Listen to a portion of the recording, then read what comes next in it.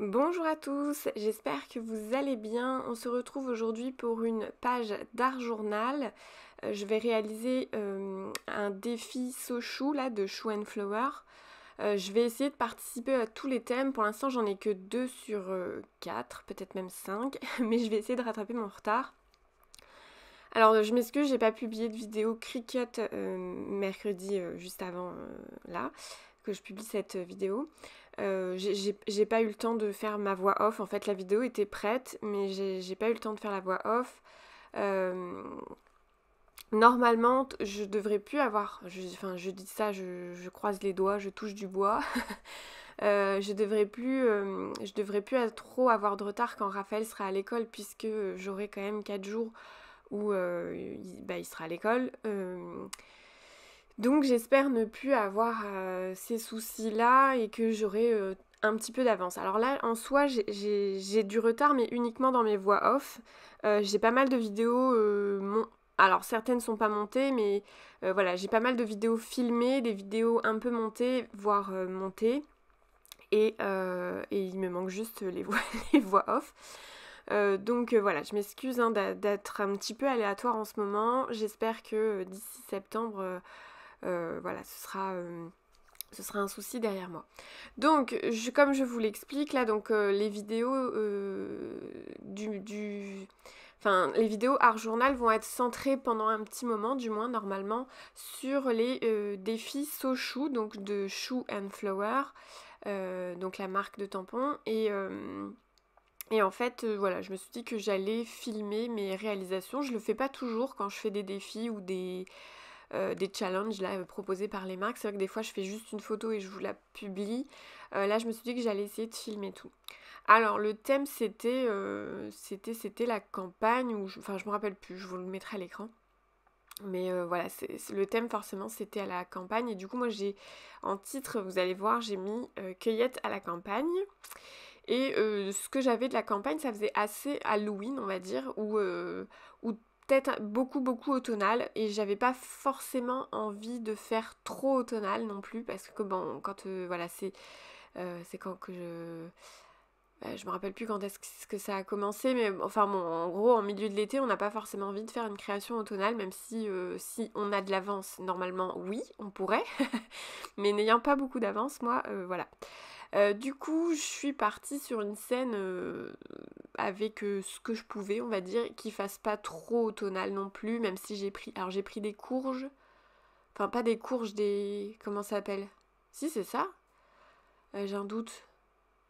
Enfin bon, en gros, je voulais pas prendre de citrouille en fait. Voilà, je me suis dit, bon, ça, les courges à la limite, ça passe un petit peu plus, même si ça reste automnal, je pense. Mais voilà, bon, je voulais pas que ça fasse trop Halloween. Je sais pas, enfin, c'est vrai que la citrouille, du coup, ça a une connotation très Halloween. Voilà, bon. De toute façon, finalement, mon résultat, il reste un peu automnal, je pense, mais voilà, en tout cas, je voulais pas aller trop vers l'Halloween non plus. Enfin, voilà, je pense que vous m'avez compris. Donc, du coup, j'ai fait une première scène avec mon mur et puis ma courge, mon sorte de maïs là, c'est un petit maïs. Peut-être la fleur, ça ressemble à un tournesol aussi. Enfin bon, bref. Et du coup, voilà, j'ai quand même fait un ciel assez bleu. Je voulais. Enfin, en gros, là, ce que je suis en train de faire, c'est mon arrière-plan, on va dire. Mon arrière-plan, j'ai fait un fond bleu, j'ai fait un mur, parce que je voulais absolument, je sais pas pourquoi, mais je voulais absolument utiliser mon tampon qui fait un effet brique. Parce que ça me fait penser à ma maison, et vu que j'ai une maison de campagne, bah je me suis dit ok, bah je veux utiliser ce tampon là. C'est bête, mais voilà, c'est comme ça. Là je suis en train de faire l'herbe, et en fait j'ai fait plein de tamponnage d'éléments à côté. Je vais découper plein de fois les courges. J'ai un doute sur le mot, mais si, bon, c'est ça, c'est courge. Je me rappelle plus ce que j'ai tapé, parce qu'en fait j'ai tapé sur Pinterest pour avoir des idées de couleurs. Ouais, je voulais des idées de couleurs pour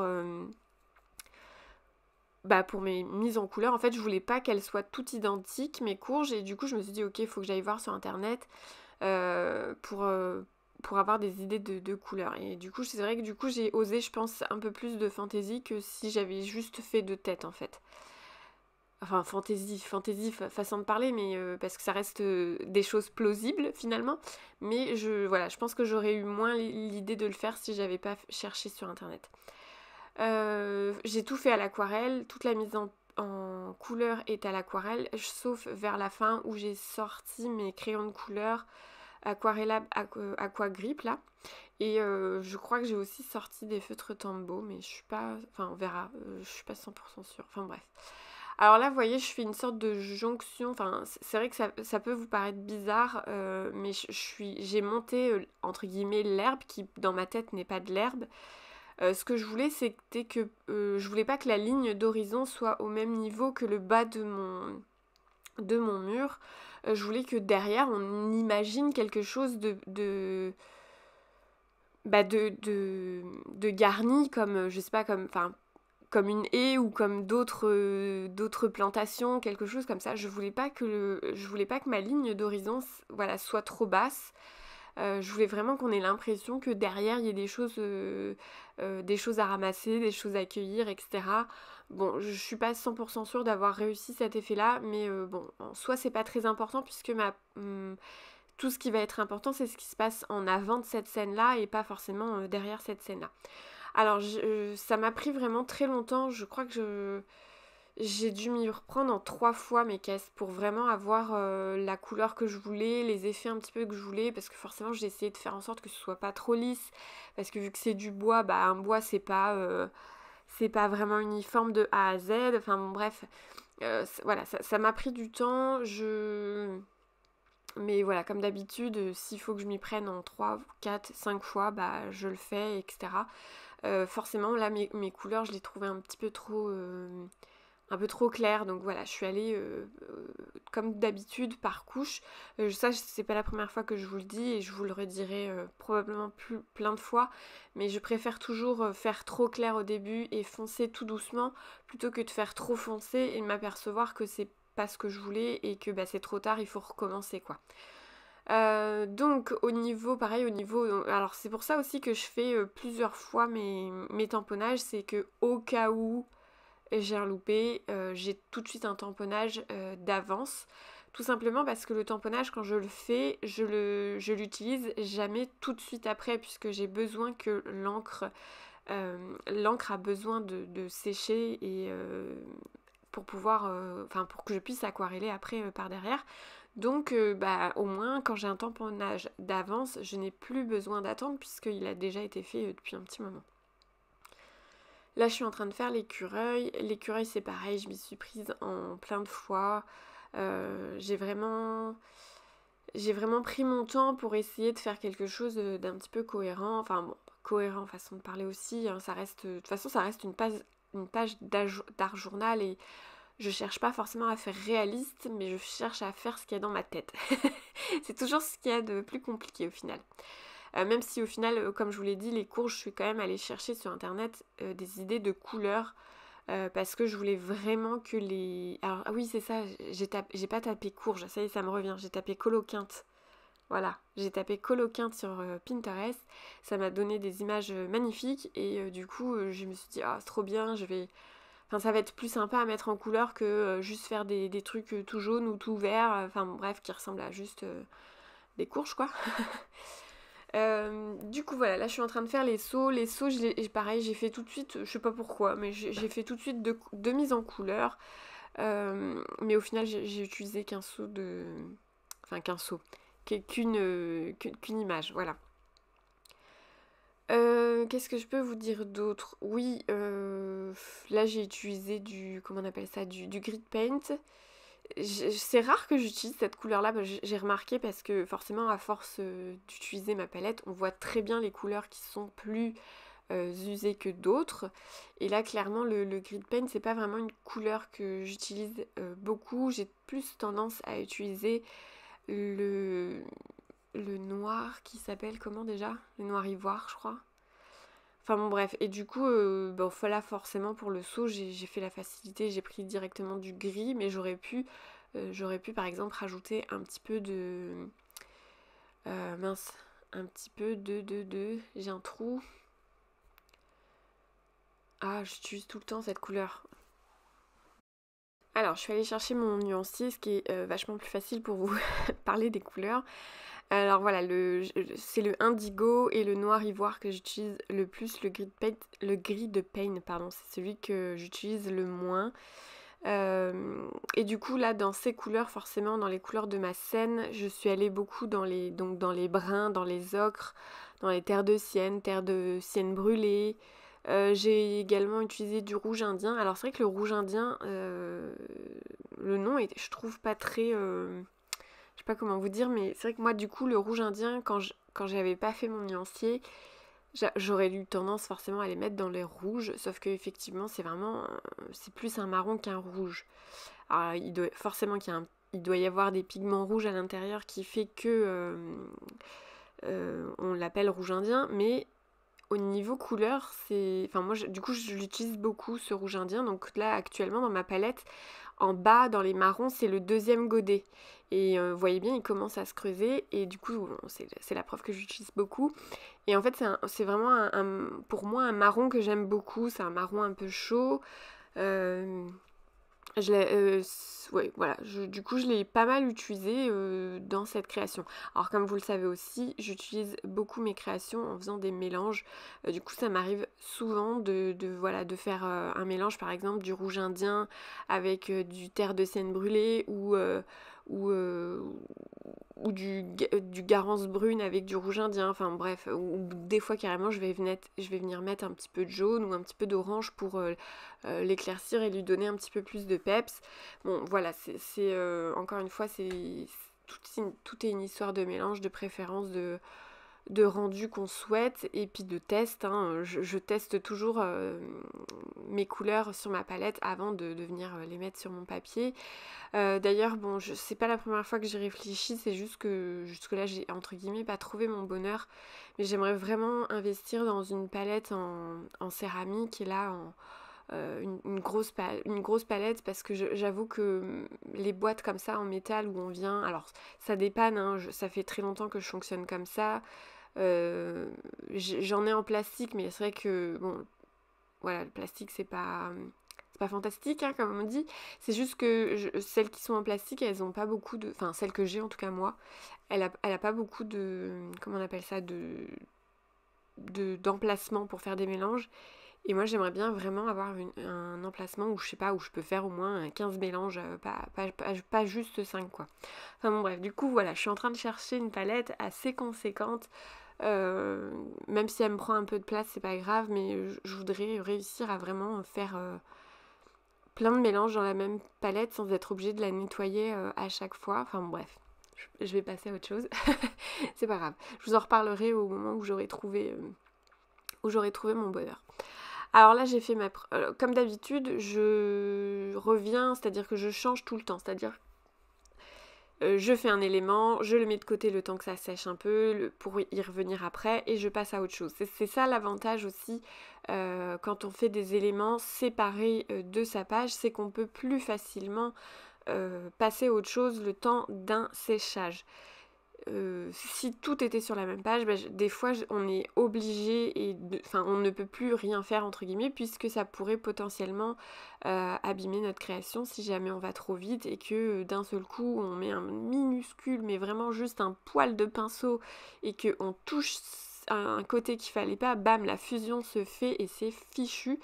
Donc voilà, comme quoi l'aquarelle c'est vraiment une question de patience mais aussi d'organisation puisque en faisant ça, en ayant des éléments séparés, eh bien ça permet de patienter différemment on va dire.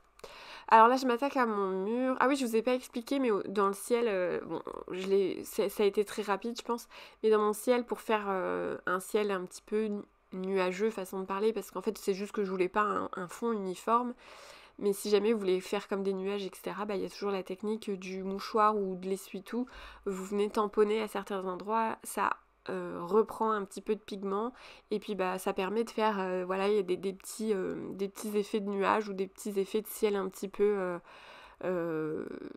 pas, voilà, un ciel pas uniforme quoi. Là je suis en train de m'attaquer aux briques, donc je viens foncer mes briques avec justement comment Bah justement, là j'ai pris du marron. Alors attendez, je vais essayer de vous retrouver lequel, mais j'ai pas... Je pense que j'ai pris du brun... Non, c'est du terre d'ombre brûlée, voilà. Terre, terre d'ombre brûlée avec... je crois que j'ai mis un petit peu de rouge indien aussi dedans. Et puis voilà, en fait, je viens tout simplement foncer mes briques. Et de toute façon, encore une fois, je vais venir les retravailler plusieurs fois. En fait, j'essaye de faire des briques comme le ciel, c'est-à-dire pas uniformes. Je veux pas que ça fasse trop un rectangle de couleurs dans mon mur. Je veux vraiment qu'il y ait des petites différences, comme si c'était un mur vieux et usé un petit peu. Et je veux pas que les briques elles aient l'air d'être posées toutes neuves quoi. Donc, euh, donc je vais venir pareil m'y prendre encore une fois en plusieurs fois. Euh, En ce qui concerne les pinceaux, je suis beaucoup dans les numéros numéro 6, numéro 3 et de temps en temps je prends un numéro 2. Et c'est vrai que pour les détails, j'aimerais bien trouver encore plus fin, mais ouais, pour l'instant, j'ai pas investi là-dedans, mais il faudrait que, ouais, tout doucement, je m'y mette pour juste de temps en temps. Alors, c'est vrai que la plupart du temps, je suis dans le numéro 6 et dans le numéro 3 de chez Raphaël, là. Bon, alors, j'en ai des différents, mais c'est tous la marque Raphaël.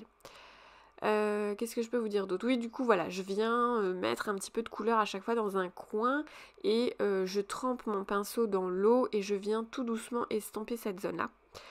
Euh, c'est voilà, une technique assez basique, on va dire, mais ça qui fonctionne. Mais il faut juste être un petit peu patient parce qu'il faut répéter plusieurs fois l'opération si l'intensité ne nous correspond pas. Mais là, vous voyez déjà la différence entre mes premières briques et mes briques avec un second passage. La différence est déjà un petit peu plus intéressante. Et du coup, voilà, je vais travailler ça plusieurs fois. Mon mur, c'est pareil, hein, je vais pas du tout le laisser comme ça.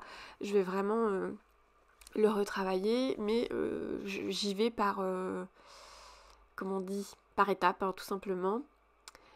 C'est un peu long, voilà. C'est un peu long, mais je suis assez contente du rendu, donc c'est le principal. Alors, c'est vrai que l'art journal, c'est vraiment... si vous en faites, dites-moi pourquoi vous en faites. Quand vous faites l'art journal, qu'est-ce que vous recherchez? Est-ce que vous cherchez juste à faire une mise en scène ou est-ce que par derrière vos tamponnages, dans votre tête, vous créez une histoire? Est-ce que voilà, vous avez vraiment euh, une création tout autour, même si d'une certaine façon elle est qu'à vous cette création puisque c'est dans votre tête, enfin c'est dans votre tête que tout se passe ou du moins, enfin si c'est ça que je veux dire, c'est que quelqu'un qui regarde cette scène, elle va pas deviner tout ce que vous avez imaginé, elle va peut-être seulement effleurer, on va dire, la première page de votre histoire, mais est-ce que voilà, ou est-ce que vous faites juste plutôt une photographie d'une scène en tête, enfin voilà, essayez de m'expliquer un petit peu quel est votre processus de création. En tout cas, moi, c'est plus voilà, l'histoire de carrément mettre une histoire dans une image. Euh, Moi, c'est vraiment là j'imagine une maison de campagne, un énorme terrain tout autour de cette maison, des serres, des terrains, enfin des potagers, enfin un énorme potager, vraiment un truc, une ferme de campagne. Et j'imagine que là, la fin de journée, on a ramassé des coloquintes et que on est venu remettre toutes les caisses au bord de la maison pour charger ce qui va être envoyé ailleurs et ce qu'on va garder pour consommer nous-mêmes. Il y a des caisses vides, il y a des caisses pleines parce que bah voilà, on remplit pas forcément toutes nos caisses quand on fait une récolte. Qu'est-ce que je peux vous dire d'autre? Oui, et puis que vu que c'est la fin de journée, eh bien il y a un petit écureuil qui est venu se servir et venir, enfin voilà, il est venu inspecter ce qui pourrait éventuellement l'intéresser dans cette cueillette. Du coup voilà, là je suis en train de coller mes petites caisses en bois, j'ai évidé les lignes qu'il y a entre pour justement laisser un petit peu deviner ce qui potentiellement a dedans. Donc là je suis en train de couper au ciseau, j'aurais pu anticiper un petit peu et puis le faire avant, mais en fait je me suis rendu compte que j'avais scotché je le ferai plus, hein. Enfin, je sais pas si je le ferai encore, mais je savais pas où était ma deuxième petite table de coupe carrée à ce moment-là. Bon, je l'ai retrouvée entre-temps, hein, mais j'étais incapable de la retrouver. J'ai dit mince, qu'est-ce que j'en ai fait? Alors, je l'ai un peu trop bien rangée, hein, voilà. Mais du coup, j'ai scotché ma table sur ma table de coupe là. C'est le derrière de ma table de coupe de chez Craftelier et j'ai scotché ma feuille d'art journal. Alors avant j'avais une petite planche en bois sur laquelle je faisais, mais en fait je sais pas pourquoi, mais ça finit toujours par se décoller et je suis obligée de remettre du scotch ou de recoller. Enfin, du coup ça avait tendance à m'agacer et du coup c'est pour ça que j'ai testé là-dessus. Ça fonctionne bien mieux que le bois parce que du coup mon scotch il se décolle pas du tout là. Et j'ai réussi à vraiment, à vraiment faire toute ma création sans que le scotch se décolle. Enfin bref, donc là j'ai mis plein de carrés de mousse 3D pour mes caisses parce que je voulais vraiment que ça se détache un petit peu du fond. Alors je vais venir travailler de l'ombrage et tout ça plus tard, mais je voulais pas que ce soit collé simplement. Je voulais vraiment qu'il y ait un petit effet 3D. Alors pas trop non plus parce que je vous avoue que moi j'aime pas les pastilles 3D trop épaisses, j'aime pas du tout. J'aime bien quand c'est un petit peu subtil on va dire, mais pas trop... voilà, pas trop épais, j'aime pas. Donc là, je mets une caisse sur une seconde caisse, comme si, bah voilà, là ce sont deux caisses vides, elles sont inutiles entre guillemets, et du coup, bah pour que ça prenne moins de place, bah je l'ai mis à l'intérieur de la caisse, comme je pense, voilà. Soit on les superpose, soit on les met un petit peu dans ce style-là. Bon, voilà, moi c'est comme ça que j'ai fait, c'est comme ça que je voyais ma scène. Là, il y a une caisse au premier plan avec plein de coloquintes. Vraiment, elle est garnie cette caisse-là. La cueillette a été bonne. Et j'en ai fait une deuxième au second plan. Donc c'est pareil, là, mon épi de blé. À chaque fois, j'ai envie de dire épi de blé, mais non, c'est épi de maïs.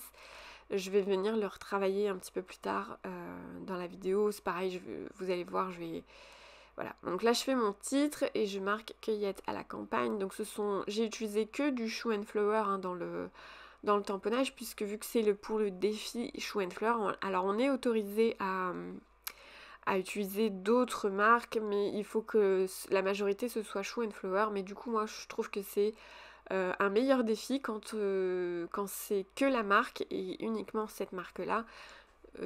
Pour moi c'est voilà, c'est un défi supplémentaire que je me mets mais qui est pas du tout imposé en tout cas. Donc là voilà, j'ai sorti mes crayons de couleur Aqua Grip et je viens retravailler tout ça. Je viens mettre un petit peu plus. Alors mon herbe elle est 3 fois trop claire par rapport à ce que j'avais en tête, donc je suis venue foncer tout ça avec mes crayons de couleur. Je viens mettre de l'ombrage également. Enfin voilà, là c'est les petits détails de finition on va dire. Alors c'est vrai que c'est pas très pratique ce que je suis en train de faire, j'aurais dû le faire bien avant parce que du coup j'ai tous mes éléments de coller. Alors c'est à la fois pratique et pas pratique dans le sens où je suis obligée de détourer, faire attention, machin et tout ça. Mais en même temps, bah, ça me permet vraiment de poser les ombrages là où ça doit être posé. Enfin, ça me fait réfléchir de manière logique et réaliste, on va dire, sur ma scène. Si j'avais juste fait par exemple un dégradé de couleur du plus foncé en haut au plus clair en bas, ça aurait été réaliste, mais pas à 100% si voilà, quand on a des objets posés dans l'herbe, bah forcément que l'ombrage va être légèrement différent quand il y a des objets, etc. Enfin, vous avez compris le principe, mais du coup, voilà. Donc ma technique, elle n'est pas forcément idéale, parce que voilà, il faut faire attention. Heureusement, du coup, que c'est de la mousse 3D parce que j'arrive à me glisser un petit peu en dessous, etc. Mais en même temps, bah, ça m'a permis, je pense, de mieux... voilà, de mieux poser, on va dire, cette scène-là. Bon, voilà, chacun fait comme il veut aussi, comme il peut, comme il y réfléchit avant aussi. Qu'est-ce que je peux dire? Oui, voilà, du coup, je rajoute un petit peu d'ombrage sur mes créations. Je trouve que c'est pas assez marqué, donc je finis par par faire ce genre de choses. Alors comme je l'ai déjà dit plein de fois, mais c'est soit je le fais au feutre Tombow, soit je le fais justement au crayon aquarellable.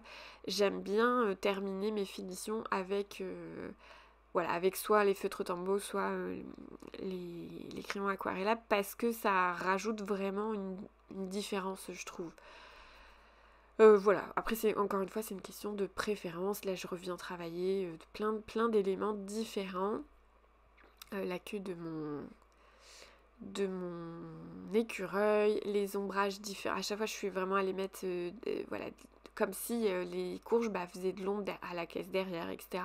Alors c'est des petits détails qui entre guillemets ne sont pas forcément obligatoires, mais qui rajoutent quand même une petite dimension à cette scène. Et du coup voilà, en tout cas moi mon ressenti à la fin il est vraiment, oui j'ai un petit peu dépassé, c'est pour ça que j'ai dit j'aurais pu y penser tout ça un petit peu avant, mais voilà, quand on est un petit peu pressé, et on peut faire des bêtises, et c'est mon cas.